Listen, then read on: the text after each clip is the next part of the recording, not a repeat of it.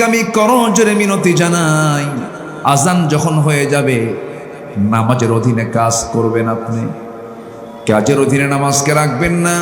যখন আজান হয়ে গেছে হাইয়া আলাস সালাহ হাইয়া আলাল ফালাহ, নামাজের দিকে আসো, কল্যাণের দিকে আসো, সেই সময় আমার মা বোন এই হুকুমটা যখন আপনার, এই আজানটা যখন আপনার কানে চলে গেল, সেই সময় আপনার এক নাম্বার দায়িত্ব হলো সমস্ত কাজ ফেলে নামাজে দাঁড়িয়ে যাওয়া, নামাজ কেন্দ্রিক সমস্ত কাজের প্ল্যান করা।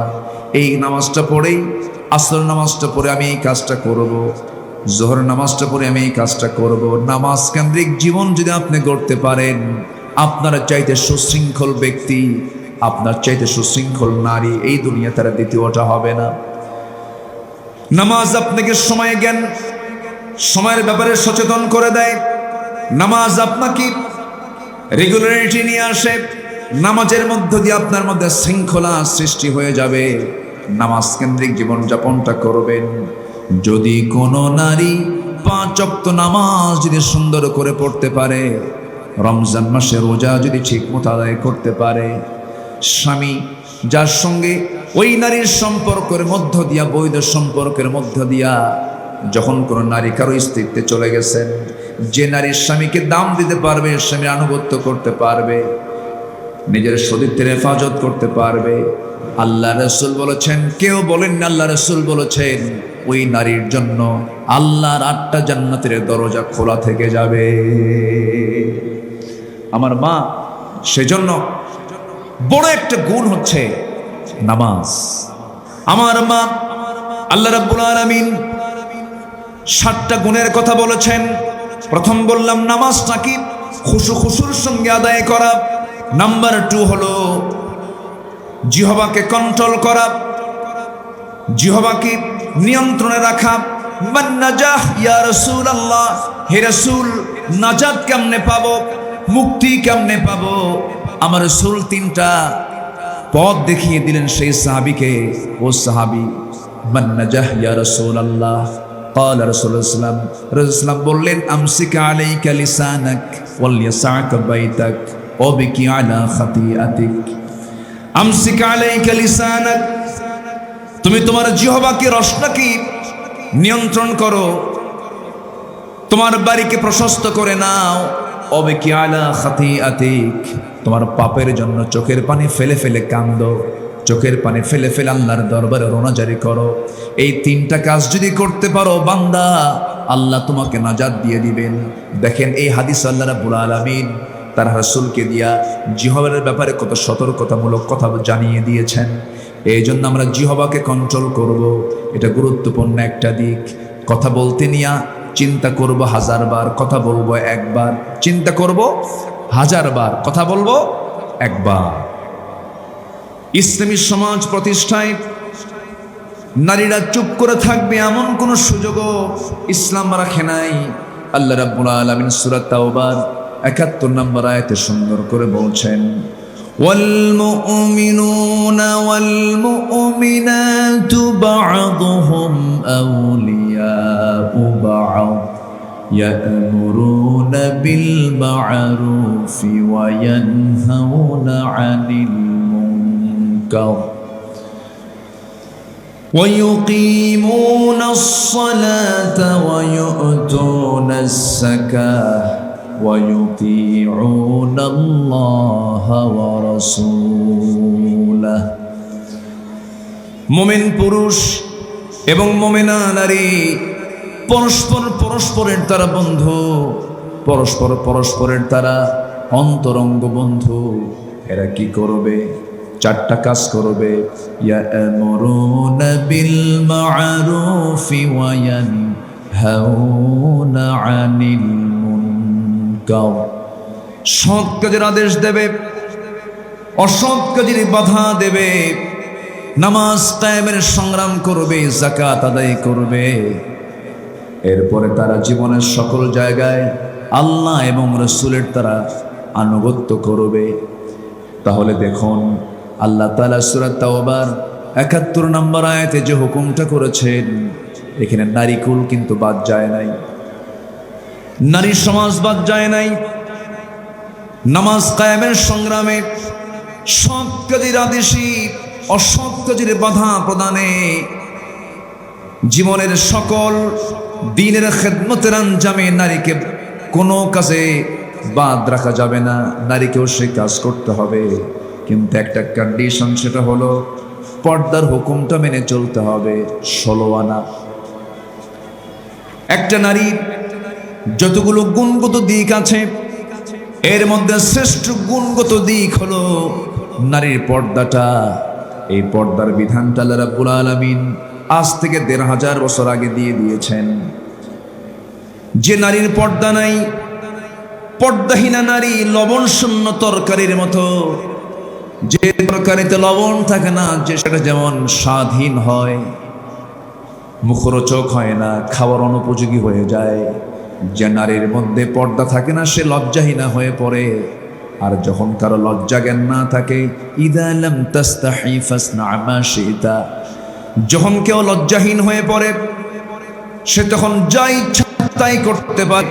এই জন্য আমার মা, একটা নারীর মূল সৌন্দর্য হলো পর্দা। যার মধ্যে পর্দা থাকবে না তার কোনো আমল আল্লাহর দরবারে মঞ্জুর হবে না। পর্দা ছাড়া নামাজ হবে না, পর্দা ছাড়া যাকাত আদায় করলে সেটা হবে না।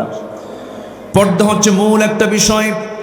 আল্লাহ রাব্বুল আলামিন সূরাতুল আহজাবের ভিতরে যেখান থেকে আমি তেলাওয়াত দিয়ে শুরু করেছি, আল্লাহ নারীকুল সমাজকে আগে এই বিষয়টা আগে সতর্ক করে দিয়েছেন। নারী সমাজ, আল্লাহ তাআলা নারী সমাজকে লক্ষ্য করে বলছেন, وقرن في بيوتكن ولا تبرجن تبرج الجاهلية الأولى وأقمنا الصلاة وآتينا الزكاة وأطعنا الله ورسوله إنما يريد الله ليذهب عنكم الرجس أهل البيت ويطهركم تطهيرا।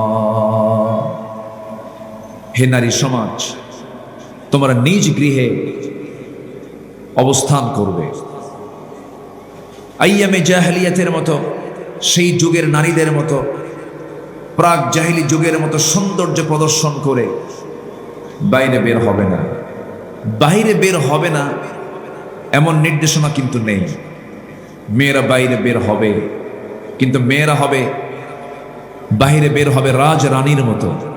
তার সাথে হেল্পার থাকবে, তার সাথে একজন পুরুষ থাকতে হবে, মিনিমাম একটা পুরুষ থাকতে হবে। সেই পুরুষ, যে পুরুষটা তার জন্য মাহরাম, তার সাথে দেখা করা জায়েজ, স্বামী বা এমন কোন পুরুষ যে পুরুষ তার পর্দার আওতা মুক্ত, এমন নারী, এমন পুরুষকে সাথে নিয়ে তিনি বের হতে পারবেন। আল্লাহ তাআলা নারীকে শিক্ষায়, নারীকে গবেষণায়, নারীকে স্টাডিতে,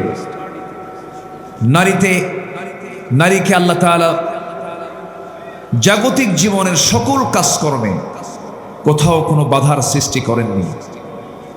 ইসলাম বাধা দেয়নি, কাজ করবে তারা। চিকিৎসক হবে, আপত্তি নেই। গবেষক হবে, আপত্তি নেই। সমাজ সেবার কাজে তারা নিজেকে নিয়োজিত রাখবে, আপত্তি নেই। কিন্তু সবচাইতে বড় কন্ডিশন হলো তাকে পর্দার যে ফরজ বিধান, এই বিধানকে মেনে তাকে চলতে হবে। এবং আরেকটা বিষয় লক্ষণীয়, আর রিজালু কাওয়ামুনা আলান নিসা, নারীদের পরিচালক হবে হলো পুরুষ। আমার রাসূল একদিন নারী সমাজকে লক্ষ্য করে বয়ান করছিলেন, ইয়া মা'আশারান নিসা তাসাদ্দাকনা, হে নারী সমাজ তোমরা বেশি করে দান করো। ফাইন্না উরিতুকুন্না, কারণ আমাকে দেখানো হয়েছে তোমাদের ম্যাক্সিমাম, অধিকাংশ নারী জাহান্নামী। সম্মানিত মা, এই যে মেয়েরা অধিকাংশ জাহান্নামে যাবে, এর নানাবিধ কারণের মধ্যে অন্যতম একটি কারণ হলো মেয়েদের নারী সমাজের পর্দাহীনতা। এই পর্দাহীনতার কারণে আজকে সমাজ ধ্বংসের মুখোমুখি, ধ্বংসের চূড়ান্ত পর্যায়ে আমরা এখন লক্ষ্য করছি। এই গোটা পৃথিবীর দ্বিতীয় বৃহত্তম মুসলিম জনপদ বাংলাদেশ, সেই বাংলাদেশে 17 থেকে 18 কোটি মুসলমানের বসবাস। সেই দেশে যদি জরিপ করা হয়, এই দেশে যে পরিমাণ সংখ্যক মুসলিমা মুমিনা নারী, তাদের ভিতরে কত পার্সেন্ট নারী পর্দায় থাকেন, কমপ্লিট পর্দায় থাকা নারীর সংখ্যা আমার মনে হয় এটা কোনো পার্সেন্টেজে আসবে কিনা, শতকরা হিসাবে আসবে কিনা সন্দেহ। কিন্তু এই সিচুয়েশন কেন হলো? এই অবস্থা সৃষ্টির পিছনে প্রিন্টিং মিডিয়া, স্যাটেলাইট মিডিয়া, বিশেষ করে আমাদের প্রতিবেশী রাষ্ট্র, প্রতিবেশী দেশ, প্রতিবেশী রাষ্ট্রের যে সমস্ত সাংস্কৃতিক যে আগ্রাসন, অপসংস্কৃতির যে চূড়ান্ত আগ্রাসন, আমি মনে করি অ্যাটম বম গোটা পৃথিবীর মানবতার জন্য যতটা হুমকি স্বরূপ, তার চেয়ে বড় হুমকি স্বরূপ হলো আমেরিকার হলিউড, ভারতের বলিউড। এগুলোকে আজ এই সাবকন্টিনেন্টের নারী সমাজকে ধ্বংসের পিছনে ঠেলে দেওয়ার অন্যতম হাতিয়ার হিসেবে ব্যবহার করছে হলো এই ভারতের বলিউড সহ ভারতীয় অপসংস্কৃতি আজকের নারী সমাজকে ধ্বংসের দিকে ঠেলে দিচ্ছে। সেই স্রোতের বিপরীতে আপনাকে অবস্থান করতে হবে। আপনার বাড়ির ডিশ অ্যান্টিনার যে বিভিন্ন মিডিয়াগুলো আছে, আপনার ডিভাইসগুলো আছে, এগুলোকে আপনার কন্ট্রোল করতে হবে। চোখে দেখতে মন চাইলেই দেখা যাবে না, শুনতে মন চাইলেই শোনা যাবে না, ভাবতে মন চাইলেই ভাবা যাবে না। কারণ চোখ, কান, শ্রবণ শক্তি, দৃষ্টিশক্তি, অন্তর শক্তি সব একদিন জিজ্ঞাসিত হবে আল্লাহর আদালতে। আল্লাহ রাব্বুল আলামিন বলেন, ইন্নাস সামআ ওয়াল বাসারা ওয়াল ফুআদা কুল্লু উলাইকা কানা আনহু মাসউলা। শ্রবণ শক্তি, দৃষ্টিশক্তি, অন্তর শক্তি সব একদিন জিজ্ঞাসিত হবে আল্লাহর কাছে। এই জন্য চোখ দিয়ে সব কিছু দেখা যাবে না, কান দিয়ে সব কিছু শোনা যাবে না, অন্তর দিয়ে সব বাজে চিন্তা করা যাবে না। নির্দিষ্ট একটা টাইম আল্লাহ রাব্বুল আলামিন আমাকে আপনাকে দিয়েছেন। লা ইস্তাখিরুনা সাআতাও ওয়া লা ইস্তাকদিমুন। যার 1 সেকেন্ড আগেও মরণ হবে না, 1 সেকেন্ড পরেও মরণ হবে না। যখন সময় হয়ে যাবে, জান কবজের প্রক্রিয়া শুরু হয়ে যাবে, দুনিয়া থেকে বিদায় ঘন্টা বেজে যাবে, আমাকে কেউ আটকাতে পারবে না। আল্লাহর ফয়সালা, আমাকে সঙ্গে সঙ্গে দুনিয়া থেকে বিদায় নিতে হবে, ট্রান্সফার হতে হবে। আলমে আরওয়াহে ছিলাম, এখন আমরা আলমে জাহানে আছি। আলমে জাহান থেকে যখন আল্লাহর হুকুম হয়ে যাবে, আমরা আলমে বারজাখে চলে যাব, কবরের জিন্দেগিতে চলে যাব। কবরের জিন্দেগি থেকে আল্লাহ রাব্বুল আলামিন এই জায়গা থেকে অন্তর্বর্তীকালীন সময় থেকে আমাদেরকে কিয়ামতের মুখোমুখি করে দিবেন। বিচার শুরু হয়ে যাবে, হাসর শুরু হয়ে যাবে। আমার সামনে মিজান চলে আসবে, পুল সিরাত চলে আসবে, সব কিছু মুখোমুখি আমাকে হতে হবে। এই জন্যই জাগতিক জীবনে আল্লাহ রাব্বুল আলামিন তার কালামের মধ্যে যে হুকুমগুলো দিয়ে দিয়েছেন, সেই হুকুমগুলোকে পুরোপুরি ফলো করতে হবে। কোরআন তো এমন একটা ম্যাপের নাম, যদি কেউ এই মুহূর্তে অজানা পথ ধরুন কক্সবাজারের মেরিন ড্রাইভে যেতে চায়, টেকনাফে যদি যেতে চায়, অথবা পঞ্চগড় জেলার বাংলা বান্ধায় যদি যেতে চায়, যাওয়ার জন্য যদি সে রাস্তা নাও চেনে, গুগল ম্যাপে সার্চ দিয়ে যেমন সে তার নির্দিষ্ট লক্ষ্য পর্যন্ত পৌঁছতে পারে, দুনিয়ার মানুষের সামান্য এই জ্ঞানের মাধ্যম দিয়ে যদি এই ম্যাপ দেখে দেখে যদি নির্দিষ্ট জায়গায় যেতে পারে, আল্লাহ তাআলা কোরআন নামক এমন একটা কিতাব দিয়েছেন, এর মধ্যে এমন একটা ম্যাপ আল্লাহ তাআলা দিয়ে দিয়েছেন, যে ম্যাপটা ইমানদার বান্দা যদি খুঁজে বের করতে পারে, এই ম্যাপ দেখে দেখে বান্দা সোজা এই ম্যাপ তাকে জান্নাতের দরজায় পৌঁছায়া দেবে। আমার মা, একটু চুপি চুপি আমরা বলি সুবহানাল্লাহ। সম্মানিত মা, আমি কিন্তু আপনাদের কথায় আমি এখনো গুনগুন গুনগুন আওয়াজ আমি এখনো শুনতে পাচ্ছি। ওই যে একটা গল্প মনে পড়লো আমার, এক রাজা বলে দিছে, প্রজাদের মাঝে ঘোষণা করেছে, যে প্রজা সবচেয়ে বড় মিথ্যা কথা বলতে পারবে তাকে বিশাল বড় পুরস্কারে পুরস্কৃত করা হবে। এক বেচারি এসে বলে, জাহাপনা, আমি একটা মিথ্যা কথা বলতে চাই। কি মিথ্যা? কাস্তি নিয়ে দেখলাম একটা মশা একটা হাতিরে খায় ফেলছে। রাজা বললে, এটা কোনো মিথ্যা হলো? এ তো অযৌক্তিক কথা, মশা কোনোদিন হাতি খাইতে পারে? তোমার এটা মিথ্যা হলো না। আরেকজন প্রজা এসে বলে, জাহাপনা, আমি একটা মিথ্যা কথা বলতে চাই। কি মিথ্যা? কাস্তে নিয়ে দেখলাম দুই মহিলা পাশাপাশি মুখোমুখি হয়েছে, পাশাপাশি বসেছে, কিন্তু তাদের দুজনের মাঝে কোনো কথা হয়নি। তখন রাজামশাই বলতে, হ্যাঁ এবার বলছো তুমি মিথ্যা কথা, কারণ দুই মহিলা পাশাপাশি বসে কথা বলবে না, দেখা হবে, চোখাচোখি হবে, কথা হবে না, এর চাইতে বড় মিথ্যা কথা আল্লাহর জমিনে আর নাই। আমার মা, আমার মনে হয় এরকম কিছু একটা হচ্ছে। আমি শুরুতেই বলে দিয়েছি, মেহেরবানি করে কথা বলা যাবে না, সাইলেন্ট থাকতে হবে, আলোচনার বিঘ্নতা চলে আসে। মেহেরবানি করে একটু কন্ট্রোল হন, নিয়ন্ত্রিত থাকুন। মাহফিলের সৌন্দর্য রক্ষার দায়িত্ব একার নয়, সবার। এই মাহফিলের সবাই স্বেচ্ছাসেবক, সবাই স্বেচ্ছাসেবিকা, এই ভূমিকা পালন করবেন। আমি এটা অত্যন্ত বিনয়ের সাথে, আন্তরিকতার সাথে আমি আপনাদের কাছে অনুরোধ করছি, একটু মেহেরবানি করে কানটা খাড়া করে মনোযোগ দিয়ে কথাগুলো শুনবেন বলে আশা করি। সম্মানিতা মা বোন, আমি মূল আয়াতের দিকে ইতিমধ্যে আমি প্রবেশ করেছি। আল্লাহ তাআলার প্রথম হুকুম হলো, তোমরা বিনা প্রয়োজনে বাইরে বের হবে না, ভিতরে অবস্থান করবে, বাড়িতে অবস্থান করবে। বাইরে বের হলে পর্দার মতো পরিবেশ নিয়ে সম্ভ্রান্ত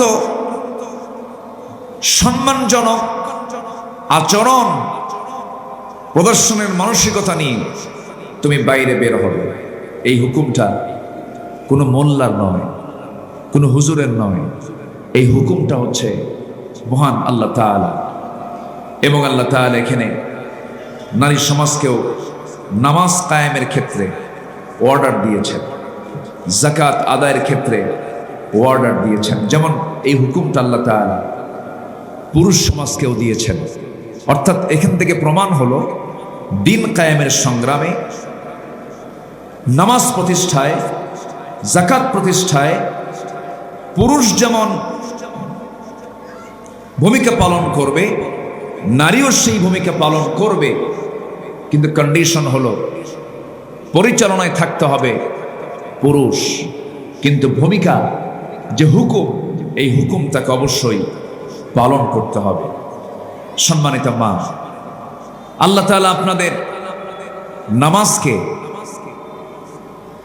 কিছু সময়ের জন্য অফ করে দিয়েছেন, সিয়ামকে কিছু সময়ের জন্য অফ করে দিয়েছেন, কিন্তু সিয়াম পরবর্তীতে ফাইদ্দাতুম মিন আইয়ামিন উখর, পরবর্তীতে এটাকে আদায় করতে হয়। কিন্তু নামাজ যেটা আপনার প্রাকৃতিক কারণে, অসুস্থতার কারণে, অসুস্থতা মানে হচ্ছে ন্যাচারাল, এটা সেই অসুস্থতা নয় যে অসুস্থতা না হলে আপনি আরো অসুস্থ হয়ে পড়বেন। এই ঋতুস্রাবের কারণে আল্লাহ তাআলা আপনার নামাজকে মাফ করে দিয়েছেন। এই নামাজ আপনার জন্য মাফ, আল্লাহ তাআলা এই ছাড়টা আপনার জন্য দিয়েছেন। আবার অন্যদিকে আমার রাসূল বলেছেন, তোমাদের মধ্যে কিছু দ্বীনের ঘাটতি আছে, তোমাদের মধ্যে জ্ঞানের কিছু ঘাটতি আছে। সাহাবীরা বললেন, ইয়া রাসূলুল্লাহ, আমাদের দ্বীনের ঘাটতিটা কি? আমাদের বুদ্ধির ঘাটতিটা কি? আমাদের বুদ্ধির নোকসানটা কি? আমাদের দ্বীনের নোকসানটা কি? আমার রাসূল বললেন, বুদ্ধির ঘাটতি হলো পুরুষ সাক্ষী হলো একজন, আর একজন পুরুষের বিপরীতে সাক্ষী নারী লাগে হলো দুজন। এটা হলো বুদ্ধির ঘাটতি, জ্ঞানের ঘাটতি। আর দ্বীনের ঘাটতি হলো পুরুষের জন্য সারা জীবন মস্তিষ্ক বিকৃত না হওয়া পর্যন্ত সুস্থ মানুষের জন্য 5 ওয়াক্ত নামাজ, একটা ওয়াক্তের জন্য তার কখনো মাফ নেই। কিন্তু নারীকে আল্লাহ তাআলা তার প্রাকৃতিক কারণে মাসের নির্দিষ্ট সময় 3 থেকে শুরু করে নিয়ে 10 দিন পর্যন্ত আল্লাহ তাআলা তার নামাজকে মাফ করে দিয়েছেন। এটা হলো তার দ্বীনের ঘাটতি। আমার রাসূল এই কথা বললেন, তোমরা এই জন্য বেশি বেশি করে অন্য কোনো আমল করে এটাকে আগিয়ে নাও, বেশি করে দান করো, সাদকা করো। আমার রাসূল এটা শিখায় দিয়েছেন। সম্মানিত মা, এই নামাজ বাদ দেওয়ার দিক থেকে পুরুষও যেমন পিছে আছে, এদেশের নারী সমাজও কিন্তু পিছে আছে। অনেক মেয়েরা, অনেক নারী, অনেক মা অসুখের নাম করে, অসুস্থতার নাম করে, যে অসুস্থতা তার কেটে উঠতে সর্বোচ্চ 7 থেকে 10 দিন লেগে যায়, এরপর এটা ছেড়ে নিয়ে 15 দিন 20 দিন অবহেলা করে নামাজগুলো ছেড়ে দেন। অথচ এক ওয়াক্ত নামাজের যে গুরুত্ব, এক ওয়াক্ত নামাজের যে কি দাম, শুধু এতটুকুন বলি। একটা হাদিসে আসছে, রাকাআতাই সালাতুল ফজর খায়রুম মিনাদ দুনিয়া ওয়া মা ফিহা। ফজরের 2 রাকাত সুন্নত নামাজের দাম হলো দুনিয়া এবং দুনিয়ার মাঝে যা আছে তার চাইতে বেশি দামি। সুবহানাল্লাহ। তাহলে ফজরের 2 রাকাত সুন্নতের দাম যদি এত হয়, ফরজ তো পড়েই থাকলো। কত দাম এই ইবাদতের, কত দাম এই সেজদার, কত দাম এই রুকুর। ওয়ারকাউ মা'আর রাকিঈন, আল্লাহ তাআলা রুকুকারীদের সঙ্গে রুকু করতে বলেছেন। এবং আল্লাহ তাআলা বিশেষ গুণে গুণান্বিত হওয়ার জন্য একটা আয়াত সুন্দর করে উপহার দিয়েছেন। সূরা তাওবার 112 নম্বর আয়াত। আল্লাহ রাব্বুল আলামিন বলেন, التائبون العابدون الحامدون السائحون الراكعون الساجدون الآمرون بالمعروف والناهون عن المنكر والحافظون لحدود الله وبشر المؤمنين। যারা তওবাকারী, যারা ইবাদতকারী, যারা দুনিয়ার মোহ ত্যাগকারী, যারা রুকুকারী, যারা সিজদাকারী, যারা সত্যের আদেশ দানকারী, অসত্য যারা বাধা দানকারী, এরপরে যারা আল্লাহর হুকুমগুলোকে যারা সংরক্ষণ করবে, সেই সমস্ত ব্যক্তিরা। রাসূলকে আল্লাহ তাআলা বলছেন, হে রাসূল, এই সমস্ত গুণে গুণান্বিত যে সমস্ত বান্দা বান্দি, আপনি তাদেরকে ওয়াবাশশিরিল মুমিনিন, তাদেরকে আপনি জান্নাতের সংবাদ দিয়ে দেন। নামাজটা রেগুলার করতে হবে। আজকের মাহফিলে যে সমস্ত মা বোন আসেন, মা বোনদেরকে আমি করজোরে মিনতি জানাই, আজান যখন হয়ে যাবে নামাজের অধীনে কাজ করবেন। আপনি কাজের অধীনে নামাজকে রাখবেন না। যখন আজান হয়ে গেছে, হাইয়া আলাস সালাহ, হাইয়া আলাল ফালাহ, নামাজের দিকে আসো, কল্যাণের দিকে আসো। সেই সময় আমার মা বোন, এই হুকুমটা যখন আপনার, এই আজানটা যখন আপনার কানে চলে গেল, সেই সময় আপনার এক নাম্বার দায়িত্ব হলো সমস্ত কাজ ফেলে নামাজে দাঁড়িয়ে যাওয়া, নামাজ কেন্দ্রিক সমস্ত কাজের প্ল্যান করা। এই নামাজটা পড়েই, আসর নামাজটা পড়ে আমি এই কাজটা করব, জোহর নামাজটা পড়ে আমি এই কাজটা করব। নামাজ কেন্দ্রিক জীবন যদি আপনি গড়তে পারেন, আপনার চাইতে সুশৃঙ্খল ব্যক্তি, আপনার চাইতে সুশৃঙ্খল নারী এই দুনিয়া তারা দ্বিতীয়টা হবে না। নামাজ আপনাকে সময় জ্ঞান, সময়ের ব্যাপারে সচেতন করে দেয়। নামাজ আপনাকে রেগুলারিটি নিয়ে আসে। নামাজের মধ্য দিয়ে আপনার মধ্যে শৃঙ্খলা সৃষ্টি হয়ে যাবে। নামাজ কেন্দ্রিক জীবনযাপনটা করবেন। যদি কোনো নারী 5 ওয়াক্ত নামাজ যদি সুন্দর করে পড়তে পারে, রমজান মাসে রোজা যদি ঠিক মতো আদায় করতে পারে, স্বামী যার সঙ্গে ওই নারীর সম্পর্কের মধ্য দিয়া, বৈধ সম্পর্কের মধ্য দিয়া যখন কোনো নারী কারো স্ত্রীতে চলে গেছেন, যে নারীর স্বামীকে দাম দিতে পারবে, স্বামীর আনুগত্য করতে পারবে, নিজের সতীত্বের হেফাজত করতে পারবে, আল্লাহ রসুল বলেছেন, কেউ বলেন না, আল্লাহ রসুল বলেছেন, ওই নারীর জন্য আল্লাহর 8টা জান্নাতের দরজা খোলা থেকে যাবে। আমার মা, সেজন্য বড় একটা গুণ হচ্ছে নামাজ। দুঃখ লাগে আমার দেশের পুরুষ এবং নারী সমাজ, তাদেরকে প্রত্যেক মাহফিলে নামাজের জন্য বয়ান করতে হয়, নামাজের জন্য নসিহা করতে হয়, বলতে হয়। আমি করজোরে বিনতি জানাই, আজকের মাহফিলে যারা এসেছেন, আজকের মাহফিলে যারা অংশগ্রহণ করেছেন, যে সমস্ত মা বোন, আমি সবার কাছে এটাই আরজ রাখব, মুসলিম পরিবারে জন্ম নিয়েছি। আল ফারুকু বাইনাল মুমিন ওয়াল কাফির তারকুস সালাহ। মুমিন এবং কাফিরের ভিতরে পার্থক্য সৃষ্টি করে দেয় যে ইবাদত, সেটা হলো নামাজ, সালাত। সেই সালাতকে আমরা কোনো ক্রমে অবহেলা করে ছেড়ে দেব না। এই সিদ্ধান্ত আমরা এই মাহফিল থেকে নিয়ে যাব। নির্দিষ্ট সময় যেটা আল্লাহ তাআলা নারী সমাজকে মাফ করে দিয়েছেন, এর বাইরে নামাজ ছেড়ে দেওয়ার কোনো সুযোগ নাই। নামাজের গুরুত্বটা এত, আপনি যদি দাঁড়িয়ে না পারেন বসে পড়বেন, বসে যদি না পারেন আপনি শুয়ে পড়বেন। মস্তিষ্ক বিকৃত না হওয়া পর্যন্ত আল্লাহ তাআলা নারীর নামাজ, পুরুষের নামাজকে কখনো মাফ করে দেননি। নামাজ পড়তে হবে। সফরে আছো, 4 রাকাতকে 2 রাকাত করবে। প্রচন্ড শীত, ওযু বানালে তুমি চরম জটিল রোগে আক্রান্ত হবে। তুমি ফাতায়াম্মামু সাঈদান তাইয়্যিবা, তুমি পবিত্র মাটি দিয়ে তায়াম্মুম করে নাও। আল্লাহ তাআলা সব অপশন রেখে দিয়েছেন। শীতের দিন মোজা পায়ে, মোজার উপরে তুমি মাসাহে করে নাও। আল্লাহ তাআলা সব অপশন বান্দার জন্য রেখে দিয়েছেন। আল্লাহ বান্দাকে বোঝা করে কোনো কিছু করে দেননি। এই জন্য আমার মা, আমি সবার কাছে, শুধু আপনি না, আমি আমার গোটা দেশের নারী সমাজকে নিয়েই আমি কথা বলছি। আমি এটা মনে করি, কারণ এখানে মিডিয়া, এখানে প্রযুক্তির কল্যাণে অনেক মিডিয়া এখানে এসেছেন, রেকর্ড করছেন।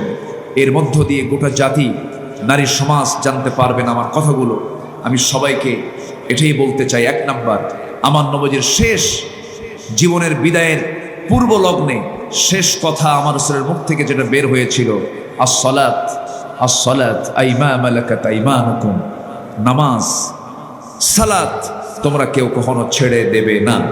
আল্লাহ তাআলা আমাদের মা বোনদেরকে নামাজের ব্যাপারে যত্নশীলা হওয়ার তৌফিক দান করুন। আল্লাহ তাআলা জান্নাত রেখে দিয়েছেন। কিছু গুণ অর্জন না করলে তো জান্নাত পাওয়া যাবে না। এর মধ্যে একটা বড় গুণ হচ্ছে, যারা নামাজের ব্যাপারে যত্নশীল হবে, যে সমস্ত নারী নামাজের ব্যাপারে যত্নশীলা হবে, যে সমস্ত নারী নামাজের ব্যাপারে অত্যন্ত গুরুত্ব দিয়ে খুশুর সঙ্গে যারা নামাজ পড়বে, আল্লাহ তাদেরকে 1 নম্বর জান্নাতুল ফেরদাউসের নিজে ঘোষণা দিয়েছেন। এই ঘোষণা অন্য কারো থেকে আসেনি, এই ঘোষণা এসেছে স্বয়ং আল্লাহ তাআলা হতো। আমিন বলেন, قد أفلح المؤمنون الذين هم في صلاتهم خاشعون والذين هم عن اللغو معرضون والذين هم للزكاة فاعلون والذين هم لفروجهم حافظون إلا على أزواجهم أو ما ملكت أيمانهم فإنهم غير ملومين فمن ابتغى وراء ذلك فأولئك هم العادون والذين هم لأماناتهم وعهدهم راعون والذين هم على صلواتهم يحافظون أولئك هم الوارثون الذين يرثون الفردوس هم فيها خالدون আল্লাহ রাব্বুল আলামিন কাফিরকে চেনার জন্য সূরা কাফিরুন দিয়েছেন, মুনাফিকদেরকে চেনার জন্য সূরা মুনাফিকুন দিয়েছেন, আর ঈমানদারকে চেনার জন্য সূরা মুমিনুন দিয়েছেন।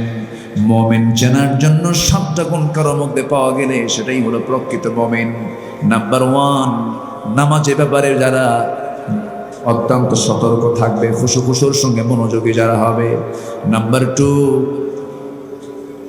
জিহ্বাকে যারা সংযত রাখবে, সংযমী যা হবে, অযাচিত, অপ্রয়োজনীয়, অনর্থক, মিথ্যা, গীবত, পরনিন্দা, পরচর্চা, এই জাতীয় কোনো শব্দ যার মুখ থেকে বের হবে না, অযাচিত কথা যার মুখ থেকে বের হবে না, আল্লাহ তাআলা তাকে মুমিন বলে সাব্যস্ত করেছেন। 1 নম্বর নামাজের ব্যাপারে মনোযোগী। নাম্বার 2 হলো জিহ্বাকে সংযত রাখা, ওয়াল্লাযীনা হুম আনিল লাগযি মুআরিদুন। নাম্বার 3 হলো যাকাতের ব্যাপারে সতর্ক থাকা, যাকাত ঠিকমতো আদায় করা। নাম্বার 4 হলো লজ্জাস্থানের হেফাজত করা। রাসূল নিজে বলেছেন, মান আযমানু লি মা বাইনা লিহইয়াইহি ওয়া মা বাইনা রিজলাইহি আযমান লাহুল জান্নাহ। যে উম্মত আমার 2টা জিনিসের জামিন হবে, 2 চোয়ালের মধ্যস্থিত বস্তু জিহ্বা, 2 উরুর মধ্যস্থিত বস্তু গোপনাঙ্গের লজ্জাস্থানের যে হেফাজত করবে, আযমান লাহুল জান্নাহ, আমি রাসূল তার জন্য নিজে বেহেশতের জামিন হয়ে যাব। গোটা দুনিয়াতে আজ যত অপকর্ম চলছে, যত পাপাচার চলছে, এই 2টা অঙ্গকে ঘিরে। এই জন্য এই 2টা অঙ্গ দিয়েছেন, অঙ্গের হক আমরা আদায় করব। মুখ থেকে যদি কথা বের করতে হয়, সত্য কথা বের করব, চুপ থাকবো, এটা আমার জন্য নাজাতের কারণ হয়ে যাবে। কথা যদি বলি, বাস্তব কথা বলবো, সত্য কথা বলবো, প্রয়োজনীয় কথা বলবো। কথা না থাকলে চুপ থাকবো। যে ব্যক্তি মান কানা ইউমিনু বিল্লাহ ওয়াল ইয়াউমিল আখির ফালইয়াকুল খায়রান আও ইয়াসমুত। যে ব্যক্তি আল্লাহর প্রতি বিশ্বাস আনলো, পরকালকে বিশ্বাস আনলো, পরকালকে যে বান্দা মেনে নিল, তার উচিত হলো সে যতটুকু কথা বলবে, হক কথা যেন বলে, শ্রেষ্ঠ কথা যেন বলে, উৎকৃষ্ট কথা যেন বলে। কথা যদি না থাকে সে যেন চুপ থাকে। চুপ থাকাটাই তার জন্য নাজাত, চুপ থাকাটা তার জন্য বিশাল বড় মুক্তির একটা মাধ্যম। যত কথার ঘনত্ব বেড়ে যাবে, গুনার পরিমাণ তার বেশি বেড়ে যাবে, মিথ্যা চলে আসতে পারে। কিন্তু একটা বাস্তব কথা হলো, সারাদিন পুরুষ যত কথা বলে, তার চাইতে নারীরা কথা একটু বেশি বলে, মেয়েদের কথার পরিমাণ একটু বেশি। এটার কারণও আছে। পুরুষ সারাদিন কথা বলে, গবেষণায় আসছে 2000 শব্দ, আর নারী সমাজ সারাদিন কথা বলে হলো 5000 শব্দ। 3000 বেশি, 3000 বেশি। কেন বলে বেশি? মেয়েরা এই কথাগুলো বেশি বলার কারণও আছে, গ্রাউন্ড আছে। মেয়েরা বেশি কথা বলবে, এটা স্বাভাবিক। কারণ বাচ্চা কাচ্চা লালন পালনে সবচেয়ে বেশি ভূমিকা নার্সিংয়ের দায়িত্ব, ওর সেবা শুশ্রূষা, ওকে আদর করা, স্নেহ করা, এক্ষেত্রে কোনো ক্রমেই পুরুষ এগিয়ে নয়, এখানে এগিয়ে হলো নারী সমাজ। তো নারী সমাজ যেহেতু এগিয়ে, একটা শিশুর পিছনে প্রচুর সময় ব্যয় করতে হয়, একটা কথা বারবার করে বলতে হয়, এক কথা বারবার করে বলার অভ্যাস পুরুষ জাতির নাই। এই জন্য কোনো মেয়েকে দায়িত্ব না দিয়ে যদি কোনো বাবাকে যদি কোনো শিশু লালন পালনের দায়িত্ব দেওয়া হয়, হয়তো একবার বলবে বাবা চুপ করো, বাবা চুপ করো, নয় তিনবার বলবে, তিনবার বলার পর আর বাবার ধৈর্য কুলাবে না, একদম সন্তান দুটা হাতের মধ্যে নিয়ে মারবে এক আশা। কিন্তু মারা তো তা পারে না, মার একবার না শত শতবার বলে বাবা থামো, বাবা চুপ করো, সোনা আত্মা জান, সুমা খায়, আদর করে, কোলে নেয়, পিঠে নেয়। এই যে সুন্দর করে সেবা শুশ্রূষা করছেন, এর জন্য কথা বলার প্রয়োজন কম না বেশি? বেশি, কথা বেশি বলতে হয়। এই জন্য মাদেরকে আল্লাহ তাআলা কথা বলার যোগ্যতা বেশি দিয়ে পাঠিয়েছেন। এটা হচ্ছে প্রাকৃতিক কারণ। আল্লাহ তাআলা জানেন যে মেয়েদেরকে কথা বেশি বলতে হবে বিভিন্ন জায়গায়, সন্তান পালনে তাদের কথা বলার দরকার। দেখবেন এরকম কিন্তু মা একটু কথা বেশি বলেন, কিন্তু কথা বলতে বলতে আবার থেমে যান। হয়তো আপনি যারা আজকের মাহফিলে পুরুষও যারা আছেন, স্বামী বাজার থেকে নিয়ে এসেছেন, বেগুন কিনে নিয়ে আসছেন। বেগুন তো এমন একটা মানে তরকারি যে বেগুন ওর মধ্যে পোকা ঢুকছে কিনা এটা বোঝা কঠিন। বেগুন কেনা কিন্তু খুব কঠিন ব্যাপার। তো বেগুনটা হয়তো নিয়ে আসছে ভালো মনে করি, কিন্তু বেগুনটা যদি বাড়িতে আনার পর তার স্ত্রী গিন্নি যদি বেগুন কুটতে নিয়ে যদি পোকা দেখেন, এই যে পোকা দেখলেন উনি, ওই বেগুনের তফসির হবে ঘন্টা তিনেক। বেগুন কেন পচা আনলো, এটার তফসির ঘন্টা তিনেক হবে। তো আল্লাহ তাআলা জানেন যে মেয়েদেরকে কোন কাজে কিভাবে ব্যস্ত রাখতে হয়, এটা আল্লাহ তাআলার ফয়সালা। তো আমার মা, আমি আপনার ব্যাপারে যে গালমন্দ করছি তা কিন্তু না। আপনি যে বেশি কথা বলেন এটা আপনার যোগ্যতা। আল্লাহ তাআলা আপনার মধ্যে এই যোগ্যতা না দিলে আপনি সন্তান লালন পালন করতে পারতেন না। কিন্তু কথা বলতে নিয়ে মেয়েদের মধ্যে একটা বিষয় খুব লক্ষণীয়, সেটা হলো স্বামীর দুর্নাম কিছু কিছু মহিলা করে বেড়ায়। সবাই না, তবে এলাকার মায়েরা খুব ভালো। স্বামীর দুর্নাম করার ব্যাপারে মেয়েরা একটু পটু হয়, সব মেয়ে না, এবং অকৃতজ্ঞতার কারণে তারা বেশি জাহান্নামে যাবে। কোনো কিছু হলে শেষমেশ বলেই ফেলে, তুমি আমার জন্য করছো কি? এই জাতীয় কথা মেয়েদের মধ্যে থেকে হঠাৎ করে চূড়ান্ত কথা বের হয়ে যায়। এই জন্য আল্লাহ তাআলা মুমিনদেরকে লক্ষ্য করে বলছেন, তোমরা তোমাদের জিহ্বাকে সংযত করো। কথা আগে নয়, চিন্তা আগে। কথাকে আগে না মুখ থেকে বের করে আগে চিন্তা করে ভাবতে হবে, আমি এই কথাটা যে বলছি, এই কথাটা আমার জন্য কতটুকু যুক্তিযুক্ত। ঈমানদার একটা কথা বের করে ঈমানকে সামনে রেখে, মুখ থেকে কথা একটা বের করলে তখন ঈমানকে সামনে রেখে সে কথা বলে, কারণ কথাই হচ্ছে ঈমানের গুরুত্বপূর্ণ একটা দিক। এই জিহ্বার দ্বারা অনেক পাপ হয়, অনেক পাপ হয়। ইদা আসবাহা ইবনে আদম, যখন কোনো বান্দা সকাল করে, ফাইনাল আ'দা কুল্লা শাইইন তাকফুরুল লিসান ইত্তাকিল্লাহা ফিনা ফাইন্নামা নাহনু বিক ফাইন ইসতাকামতা ইসতাকামনা ওয়া ইন আওয়াজাজতা আওয়াজাজনা আও কামা ক্বালা আলাইহিস সালাতু ওয়াস সালাম। যখন কোন আদম সন্তান ঘুম থেকে উঠে সকালবেলা যখন তার সামনে হাজির হয়ে যায়, ভোরবেলা যখন সে করে, ঘুম থেকে ওঠে, ফাইনাল আ'দা কুল্লা শাইইন, মাথা থেকে নিয়ে পা পর্যন্ত সমস্ত অঙ্গ প্রত্যঙ্গগুলো জিহ্বার কাছে চলে আসে। জিহ্বার কাছে সে বলে, ইত্তাকিল্লাহা ফিনা, হে জিহ্বা তুমি আমাদের জন্য আল্লাহকে ভয় করো, ফাইন্নামা নাহনু বিক, আমরা তোমার সঙ্গে 24 ঘন্টা থেকে যাই। ফাইন ইসতাকামতা ইসতাকামনা, তুমি যদি ঠিক থেকে যাও আমরাও ঠিক থেকে যাব, আর তুমি যদি ব্যাঠিক হয়ে যাও আমরাও ব্যাঠিক হয়ে যাব। তাহলে বোঝা গেল আমার আপনার যে বডি আল্লাহ তাআলা দিয়েছেন মাথা থেকে পা পর্যন্ত, এই বডির রাজধানী হচ্ছে, মূল সেন্টার হলো জিহবা। জিহবাকে কন্ট্রোল করার জন্য আল্লাহ তাআলা বলেছেন নামাজকে সুন্দর করে খুশু খুশুর সঙ্গে আদায় করো। দেহের রাজধানী কন্ট্রোল যায়, কন্ট্রোল রুম হলো জিহবা। জিহবাকে সংযত করো, অনর্থক কোনো কথা বলতে যেও না। নাম্বার 3 হলো যাকাতটা ঠিক মতো আদায় করো। নাম্বার 4 হলো আল্লাহ রাব্বুল আলামিন বান্দাকে এবার লজ্জাস্থানের ব্যাপারে সতর্ক থাকতে বলেছেন। লজ্জাস্থানের তুমি হেফাজত করো, এবং তোমার গুনাহ হয়ে যাবে এমন কোনো, জেনার গুনাহ হয়ে যাবে এমন কোনো কাজে তুমি অগ্রগামী হবে না। চোখ দিয়ে খারাপ কিছু দেখা যাবে না, কান দিয়ে খারাপ কিছু শোনা যাবে না। আল্লাহ তাআলা জেনা করতে তো মানা করেছেন, কিন্তু জেনার নিকটে যেতেই মানা করেছেন আগে। ওয়ালা তাকরাবুজ জিনা ইন্নাহু কানা ফাহিশাতাও ওয়া সাআ সাবিলা। নিকৃষ্ট পথ এটা, জেনার নিকটে যেও না। জেনার নিকটটা কি?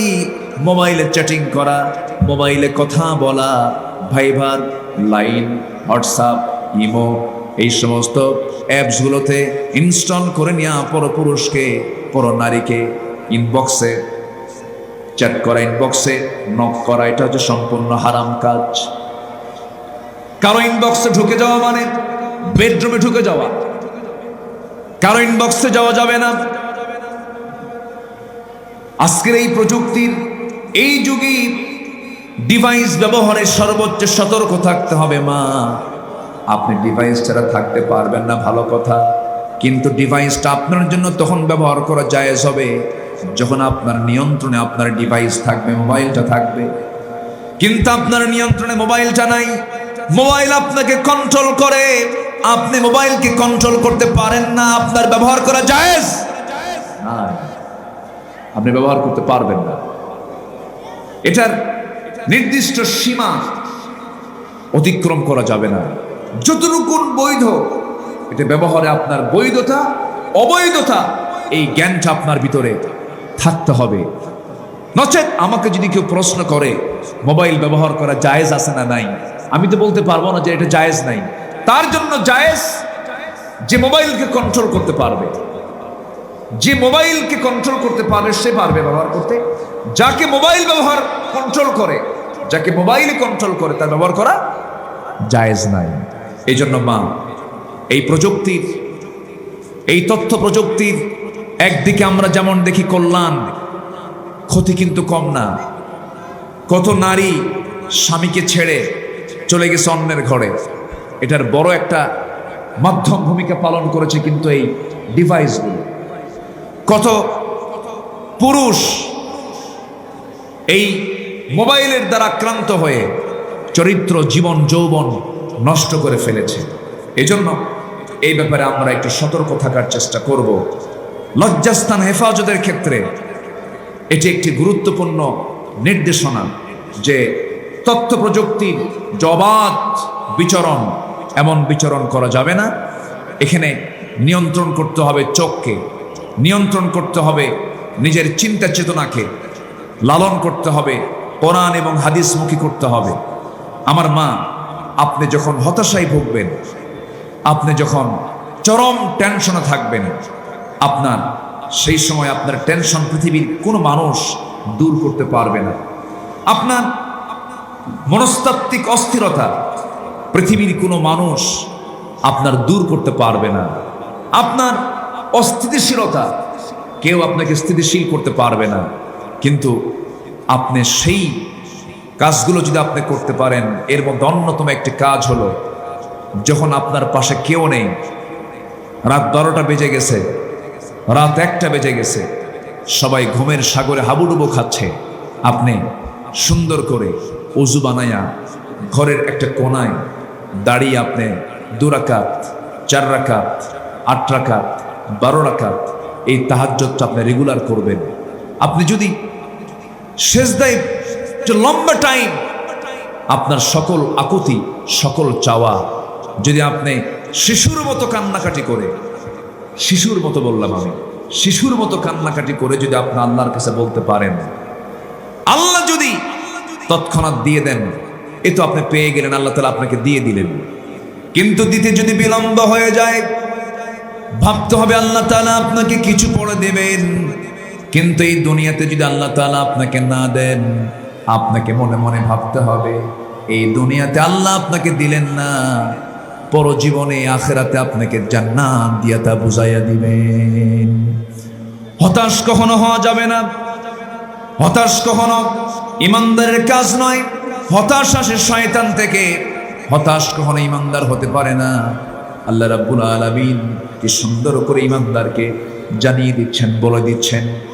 আমার মা আল্লাহ রাব্বুল আলামিন 7টা গুণের কথা বলেছেন। প্রথম বললাম নামাজটা কি খুশুর সঙ্গে আদায় করা। নাম্বার 2 হলো জিহ্বাকে কন্ট্রোল করা, জিহ্বাকে নিয়ন্ত্রণে রাখা। মান নাজাহ ইয়া রাসূলুল্লাহ, হে রাসূল নাজাত কেমনে পাবো, মুক্তি কেমনে পাবো? আমার রাসূল 3টা পথ দেখিয়ে দিলেন সেই সাহাবীকে। ও সাহাবী, মান নাজাহ ইয়া রাসূলুল্লাহ। قال رسول الله صلى الله عليه وسلم বললেন আমসিক আলাইকা লিসানাক ওয়ালইয়াসাক বাইতাক ওয়াবিকি আলা খাতিয়াতিক।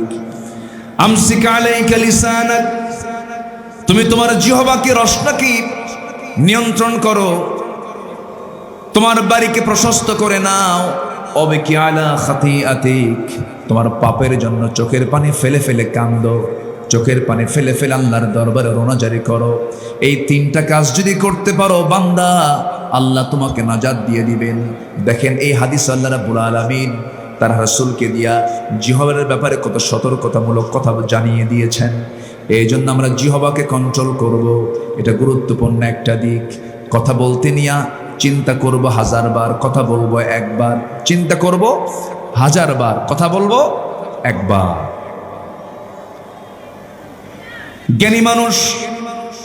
জ্ঞানী মানুষের বৈশিষ্ট্য হলো তাদের কথার ঘনত্ব থাকবে না।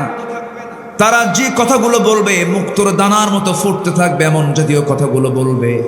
আমার মাদেরকে আমি বলতে চাই এই বিষয়টা আমরা সতর্ক থাকার চেষ্টা করব।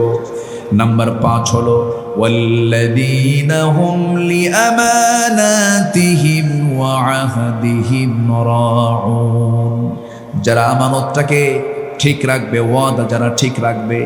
নামাজ দিয়ে শুরু করে নামাজ দিয়ে শেষ করে আল্লাহ তাআলা বলছেন ওয়াল্লাযীনা হুম আলা সালাওয়াতিহিম ইউহাফিযুন উলাইকা হুমুল ওয়ারিসুন আল্লাযীনা ইয়ারিসুনাল ফিরদাউসা হুম ফিহা খালিদুন।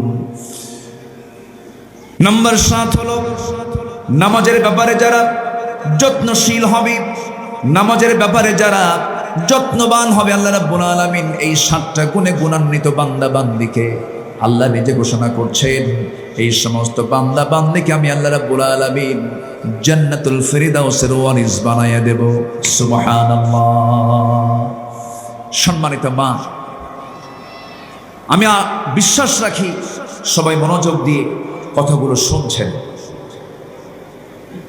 আমল করার জন্য বেশি ওয়াজ লাগে না, আর চিত্তরঞ্জনের জন্য, মনের তৃপ্তির জন্য ওয়াজ বহু লাগে। হুজুর আরেকটু ওয়াজ করেন, আরেকটু ওয়াজ করেন, কিন্তু আমলের জন্য কিন্তু বেশি ওয়াজ লাগে না। আমার মা, আমি এতক্ষণ ধরে যে কথাগুলো বললাম, যদি আপনি এই কথাগুলো যদি আপনি ফলো করতে পারেন, আমরা যদি ফলো করতে পারি, এ তো আমার ওয়াজ না। যা ওয়াজ হুজুররা করেন সব ওয়াজ তো আল্লাহর ওয়াজ। ওয়াজ তো কোনো বান্দার না।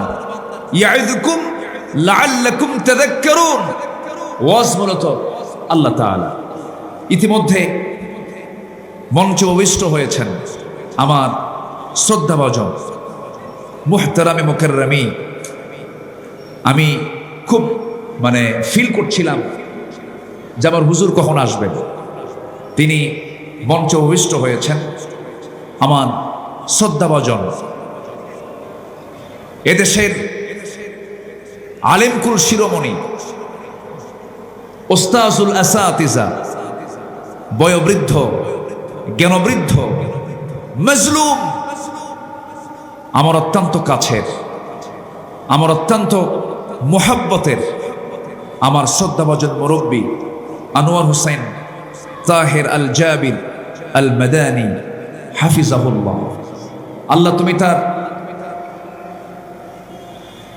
শরীরকে, তুমি তার শারীরিক অবস্থাকে মেহেরবানি করে দ্বীনের খেদমতের আঞ্জাম দেওয়ার জন্য আল্লাহ তুমি তাকে পূর্ণ সুস্থতা তাকে তুমি আল্লাহ দান করো। আমরা আমিন বলি। আমার মা, আজকের মাহফিলে যারা এসেছেন আপনারা বড় ভাগ্যবতী, যেমন সুন্দর একটি দ্বীনের পরিবেশে এসে দ্বীনের কথাগুলো শোনার আপনি পরিবেশ পেয়েছেন, এবং আমরা তাদেরকে ধন্যবাদ জানাচ্ছি।